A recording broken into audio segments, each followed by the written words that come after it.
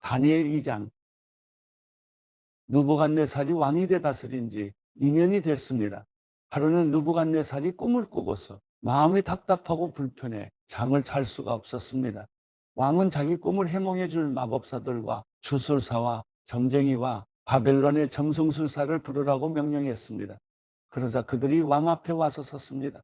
왕이 그들에게 말씀했습니다. 내가 어떤 꿈을 꿨는데 그 꿈의 뜻을 알고 싶어 마음이 답답하고 불편하다. 그러자 바벨론 점성술사들이 아람말로 왕에게 대답했습니다. 왕이시여, 만수무강하십시오. 왕께서 그 꿈을 종들에게 말씀해 주십시오. 그러면 저희가 해몽해 드리겠습니다. 왕이 바벨론 점성술사들에게 말했습니다.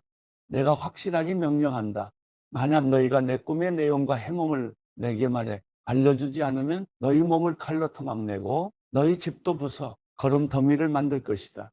그러나 만약 너희가 내 꿈의 내용을 말하고 해몽한다면 나는 선물과 상과 크고 영광스러운 명예를 주겠다.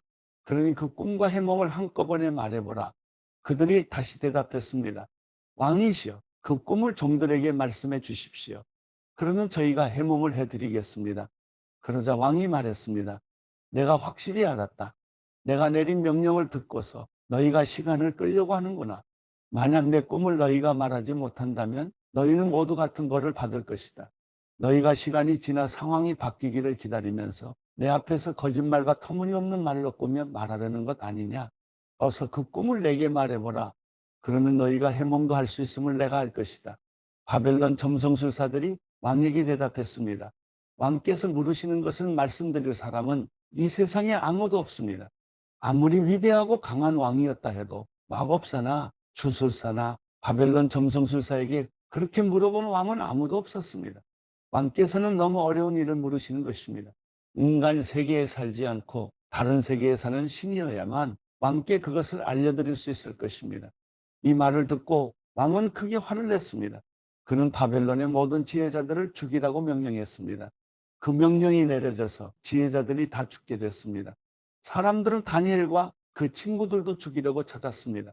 왕의 호위대장인 아리옥이 바벨론의 지혜자들을 죽이러 나왔을 때 다니엘이 지혜롭고 슬기로운 말로 왕의 호위대장에게 물었습니다.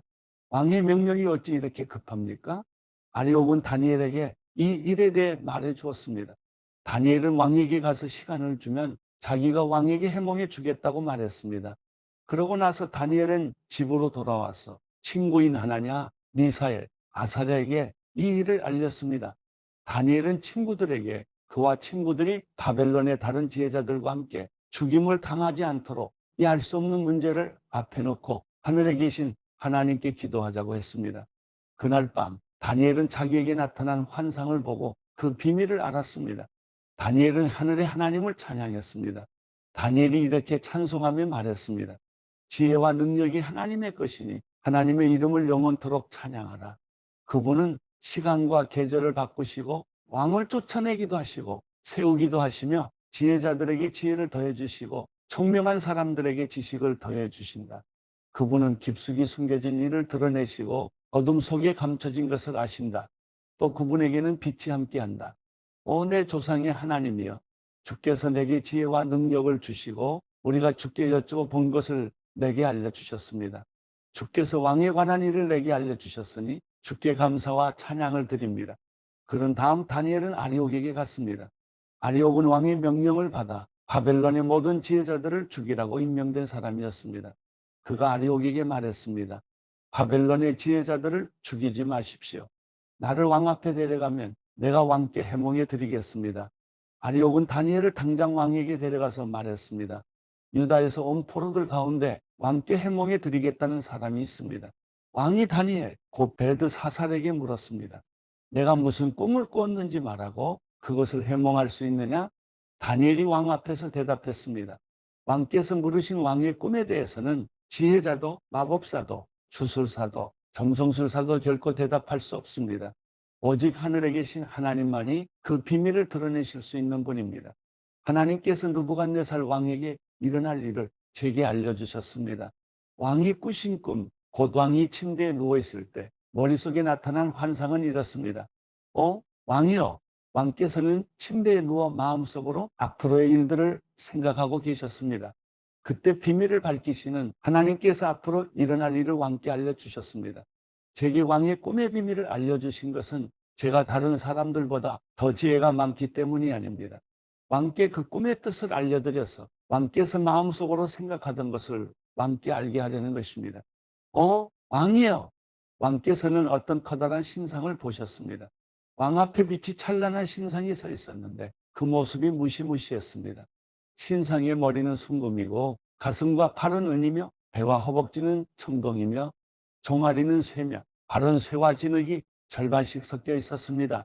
왕께서 보고 계실 때 아무도 손대지 않았는데 돌 하나가 날아오더니 쇠와 진흙으로 된 신상에 발을 쳐서 부숴버렸습니다. 그러자 쇠, 진흙, 구리, 은, 금이 함께 산산조각 나서 여름철 타작마당 위에 벼처럼 되더니 바람에 날려 흔적도 없이 사라졌습니다. 그리고 신상을 친 돌은 큰 산이 돼 온 땅에 가득 찼습니다. 이것이 왕의 꿈입니다. 이제 왕께 그 꿈을 해몽해 드리겠습니다. 왕이여! 왕께서는 왕 가운데 위대한 왕이십니다. 하늘의 하나님께서 왕께 나라와 권력과 능력과 영광을 주셨습니다. 사람과 들판의 짐승과 하늘의 새와 그들이 사는 어느 곳이든 모두 왕의 손에 주셔서 왕으로 하여금 모두 다스리게 하셨습니다. 곧 왕이 금으로 된 머리이십니다. 왕 뒤에 다른 나라가 세워지지만 그 나라는 왕의 나라보다 못합니다. 그 다음에 나타날 세 번째 나라는 청동의 나라로 온 세상을 다스릴 것입니다. 또 네 번째 나라는 무엇이든 깨뜨리고 부수는 쇠처럼 강할 것입니다. 그 나라는 마치 쇠가 무엇이든지 산산조각 내듯 문나라들을 부서뜨릴 것입니다. 발과 발가락이 절반은 토기장이의 진흙이고 절반은 쇠인 것을 왕께서 보셨듯이 그 나라는 둘로 나뉠 것입니다. 그러나 왕께서 쇠가 진흙과 섞여 있는 것을 보셨듯이 그 나라 안에는 철의 힘이 있을 것이지만 발가락에 철과 진흙이 반반 섞여 있는 것 같이 그 나라는 일부분은 강하지만 일부분은 부서지기 쉬울 것입니다. 또 왕께서 철과 진흙이 섞여 있는 것을 보셨듯이 백성들은 다른 민족과 함께 살 것이지만 철이 진흙과 섞이지 않는 것 같이 서로 하나로 합치지 못할 것입니다. 이 여러 왕들의 시대의 하늘의 하나님께서는 한 나라를 세우실 것입니다. 그 나라는 결코 망하지 않고 다른 민족에게 넘어가지 않을 것입니다. 오히려 모든 나라들을 쳐부숴 멸망시키고 그 나라는 영원히 서 있을 것입니다. 아무도 손대지 않은 돌이 산에서 나와서 쇠와 구리와 진흙과 은과 금을 산산조각 낸 것을 왕께서 보셨습니다. 이것은 위대하신 하나님께서 앞으로 일어날 일을 왕께 보여주신 것입니다. 이 꿈은 확실하고 해몽도 틀림없습니다. 그러자 느부갓네살 왕이 다니엘 앞에 엎드려 절하고 예물과 향유를 다니엘에게 주라고 명령했습니다. 왕이 다니엘에게 말했습니다. 너희 하나님은 모든 신 가운데 신이에요. 모든 왕의 으뜸이시다. 내가 이 비밀을 풀 수 있었다니 내 하나님은 참으로 비밀들을 드러내시는 분이로구나. 왕은 다니엘의 지위를 높이고 그에게 귀한 선물을 많이 주었습니다. 그는 다니엘에게 바벨론 모든 지역을 다스리게 했으며 바벨론에 사는 모든 지혜자들의 어른으로 삼았습니다. 또한 다니엘이 왕에게 요청한 대로 왕은 사드락, 메삭, 아벳느고를 바벨론 지방을 다스리는 관리로 세웠습니다. 다니엘은 계속 왕궁에 있었습니다. 사도행전 9장. 한편 사울은 여전히 주의 제자들을 위협하며 그들을 죽일 기세로 대제사장에게 나아가 다메섹의 여러 회당들에 써보내 공문을 요청했습니다. 거기서 그도를 따르는 사람을 만나기만 하면 남자와 여자를 가리지 않고 잡아다가 예루살렘으로 끌고 오기 위해서였습니다. 사울이 길을 떠나 다메섹 가까이 도착했을 때 갑자기 하늘에서 빛이 비쳐 그를 둘러쌌습니다. 사울이 땅에 쓰러졌습니다. 그때 그는 사울아, 사울아, 내가 왜 나를 핍박하느냐? 하는 음성을 들었습니다. 사울이 주여, 누구십니까? 라고 묻자 나는 내가 핍박하는 예수다. 지금 일어나 시내로 들어가거라.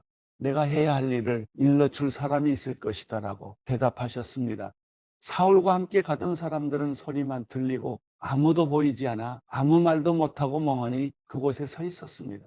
사울은 땅에서 일어나 눈을 떠보았으나 아무것도 볼 수 없었습니다. 그래서 그는 같이 가던 사람들의 손에 이끌려 다메섹으로 들어갔습니다. 사울은 3일 동안 앞을 보지 못한 채 먹지도 마시지도 않았습니다. 그때 다메섹에는 아나니아라는 제자가 있었습니다. 주께서 환상 가운데 아나니아야 하고 부르셨습니다. 그가 예, 주여 라고 대답하자 주께서 아나니아에게 말씀하셨습니다. 너는 어서 곧은 길이라고 부르는 거리로 가거라. 그리고 그곳에 있는 유다의 집에서 다소 사람 사울을 찾아라. 지금 그가 기도하고 있다. 그는 환상 가운데 아나니아라는 사람이 와서 자기에게 손을 얹어 다시 보게 해주는 것을 보았다. 아나니아가 대답했습니다. 주여, 제가 이 사람에 대해 여러 가지 말을 들었는데 예루살렘에 있는 주의 성도들에게 온갖 해를 끼쳤다고 합니다. 그리고 그는 대제사장들로부터 권한을 받아 주의 이름을 부르는 사람들을 모두 잡아가려고 여기에 왔다고 합니다. 그러자 주께서 아나니아에게 이렇게 말씀하셨습니다. 가거라. 이 사람은 이방 사람들과 왕들과 이스라엘 사람들 앞에서 내 이름을 전하도록 선택한 내 도구다. 내 이름을 위해 그가 얼마나 많은 고난을 당해야 할지 내가 그에게 보여줄 것이다. 그리하여 아나니아는 그 집을 찾아 들어가 사울에게 손을 얹으며 말했습니다. 사울 형제여, 오는 길에 당신에게 나타나셨던 주 예수께서 나를 보내 당신이 다시 볼 수 있게 하시고 성령을 충만히 받도록 하셨습니다. 그러자 즉시 사울의 눈에서 비늘 같은 것이 떨어져 나가더니 그가 다시 볼 수 있게 됐습니다. 그리고 그는 일어나 세례를 받은 후 음식을 먹고 기운을 되찾았습니다. 사울은 다메섹에 있는 제자들과 며칠을 함께 지냈습니다. 그는 곧바로 여러 회당에서 예수가 하나님의 아들이심을 선포하기 시작했습니다. 그 말을 들은 사람들은 모두 놀라며 이렇게 말했습니다. 이 사람은 예루살렘에서 예수 이름을 부르는 사람들에게 해를 입히던 사람이 아닌가? 또 그가 여기 온 것도 그들을 잡아 대제사장들에게 끌고 가려던 것이 아닌가? 그러나 사울은 더욱더 힘을 얻어 예수가 그리스도이심을 증명해 다메섹에 사는 유대 사람들을 어리둥절하게 만들었습니다. 여러 날이 지난 후 유대 사람들은 사울을 죽이려는 음모를 꾸몄습니다. 그러나 사울이 그들의 계획을 알게 됐습니다. 그들은 사울을 죽이려고 밤낮으로 성문을 철저하게 지키고 서 있었지만 사울의 제자들이 밤에 사울을 광주리에 담아 성벽을 통해 성 밖으로 달아내렸습니다. 사울은 예루살렘으로 올라가서 제자들과 교제하려고 했으나 그들은 사울이 제자가 된 것을 믿지 않고 모두 그를 두려워했습니다. 그러나 바나바는 사울을 데리고 사도들에게 가서 사울이 길에서 어떻게 주를 보았으며 주께서 그에게 말씀하신 것과 다메섹에서 그가 예수의 이름을 담대하게 전한 것을 그들에게 이야기해 주었습니다. 이렇게 해서 사울은 제자들과 함께 지내게 됐고 예루살렘을 자유롭게 다니면서 주의 이름을 담대하게 전했습니다. 사울은 그리스파 유대 사람들과 대화를 하고 논쟁도 벌였는데 그들은 사울을 죽이려고 음모를 꾸몄습니다. 형제들이 이 사실을 알고 사울을 가이사랴로 데리고 내려갔다가 다시 다소로 보냈습니다. 이렇게 해서 유대와 갈릴리와 사마리아에 온 교회가 든든히 서가면서 평안을 누리게 됐습니다.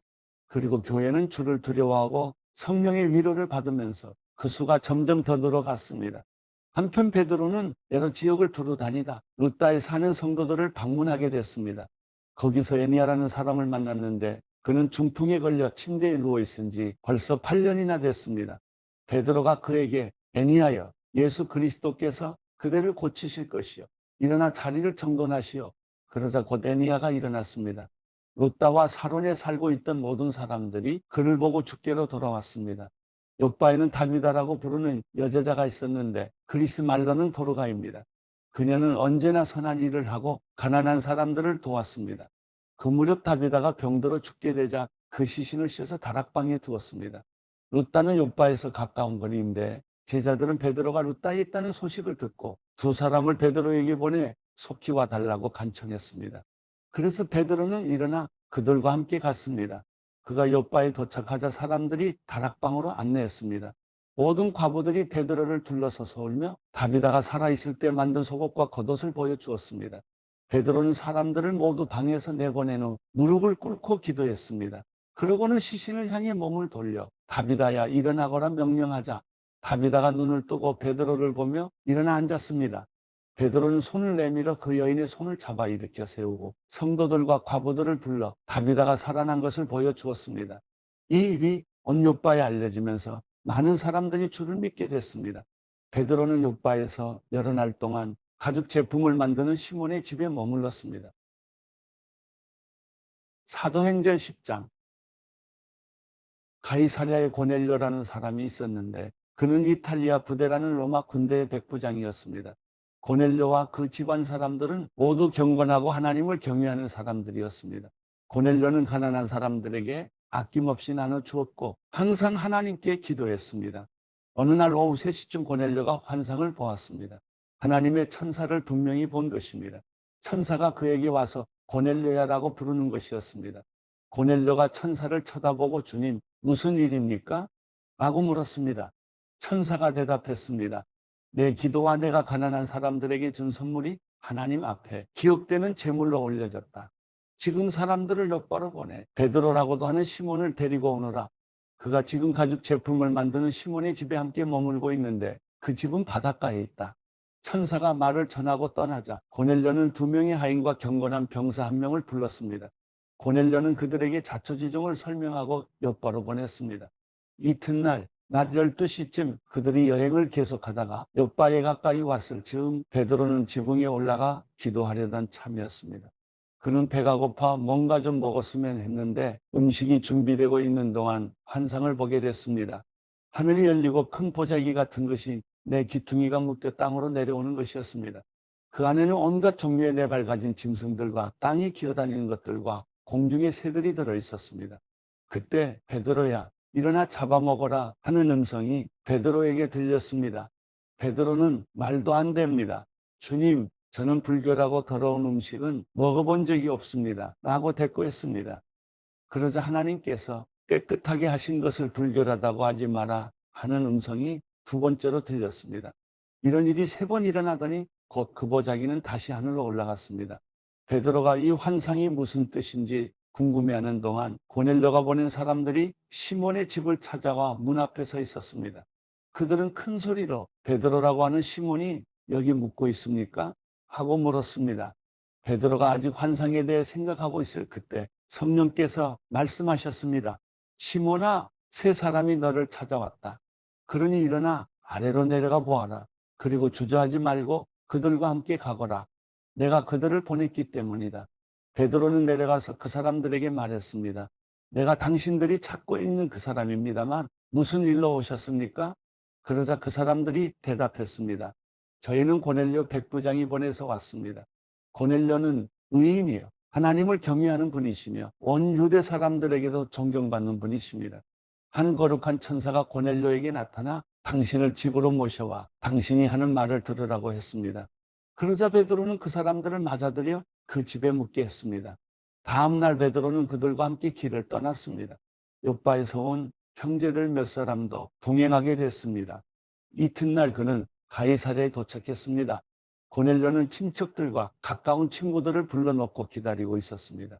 베드로가 집으로 들어가자 고넬료가 맞이하며 베드로 발 앞에 엎드려 경의를 표했습니다. 그러나 베드로는 그를 일으켜 세우며 일어나시오. 나도 같은 사람일 뿐입니다. 라고 말했습니다. 베드로는 고넬료와 이야기를 나누며 안으로 들어갔습니다. 들어가 보니 많은 사람들이 모여 있었습니다. 그들에게 베드로가 말했습니다. 여러분도 잘 알다시피 이렇게 이방 사람과 교제하거나 방문하는 것은 우리 유대 사람으로서는 율법에 어긋나는 행동입니다. 그러나 하나님께서는 어떤 사람도 불결하거나 더럽다고 해서는 안 된다고 내게 보여주셨습니다. 그렇게 여러분이 나를 불렀을 때 사양하지 않고 왔습니다. 그런데 무슨 일로 나를 불렀습니까? 고넬료가 대답했습니다. 4일 전 바로 이 시간 오후 3시쯤에 내가 집에서 기도를 하는데 갑자기 빛나는 옷을 입은 한 사람이 내 앞에 서서 고넬료야, 하나님께서 내 기도를 들으셨고 내가 가난한 사람들에게 베푼 것을 기억하고 계신다. 곧바로 사람들을 보내 베드로라고 하는 시몬을 불러라. 그는 바닷가에 살면서 가죽 제품을 만드는 시몬의 집에 손님으로 있다라고 말씀하셨습니다. 그래서 내가 즉시 당신을 부르러 보냈던 것입니다. 정말 잘 오셨습니다. 지금 여기 하나님 앞에 우리 모두 와 있으니 주께서 당신에게 명령하신 모든 것을 귀 기울여 듣겠습니다. 그러자 베드로가 말하기 시작했습니다. 이제야 내가 깨달았습니다. 참으로 하나님께서는 사람을 겉모양으로 차별하지 않으시고 하나님을 경외하고 의를 행하는 사람들이라면 어떤 민족이든 받아주신다는 것입니다. 하나님께서 모든 것의 주이신 예수 그리스도를 통해 평화의 복음을 이스라엘 백성들에게 전해주신 것을 여러분도 잘 알 것입니다. 요한이 세례를 전파한 후에 갈릴리에서 시작해 온 유대에서 무슨 일이 있었는지도 알 것입니다. 하나님께서 나사렛 예수에게 성령과 능력으로 기름 부으신 것과 하나님께서 예수와 함께 하심으로 예수께서 선을 행하시고 마귀의 능력 아래 짓눌려 있던 사람들을 모두 고쳐주시며 두루 다니셨습니다. 우리는 예수께서 유대 사람들의 땅과 예루살렘에서 하신 모든 일의 증인입니다. 그들은 예수를 나무에 달아 죽였지만 하나님께서는 3일째 되는 날 예수를 살리셔서 사람들에게 나타나게 하셨습니다. 그러나 모든 사람이 다 본 것이 아니라 하나님께서 미리 선택하신 증인들, 곧 예수께서 죽은 사람들 가운데서 살아나신 후 함께 먹고 마셨던 바로 우리에게만 보여주신 것입니다.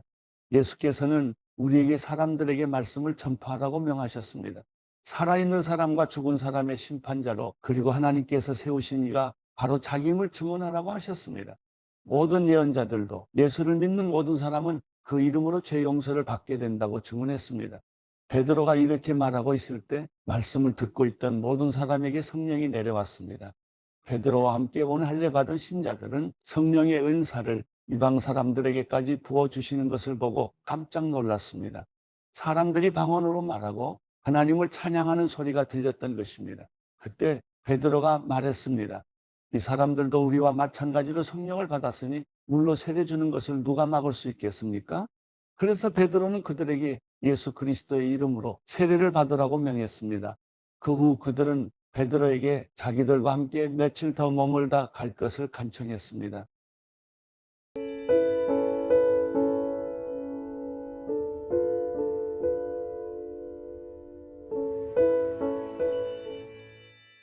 시편 34편.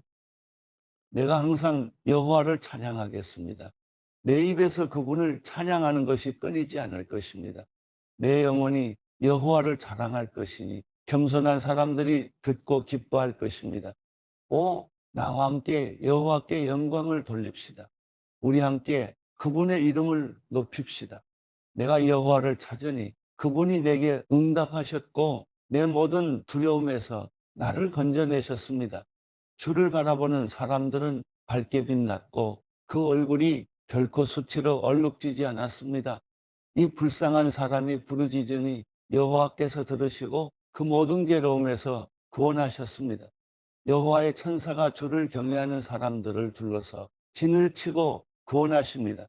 오 성도들이여, 여호와의 선하심을 맛보고 깨달으십시오. 주를 믿는 사람은 복이 있습니다. 오 성도들이여, 여호와를 경외하십시오.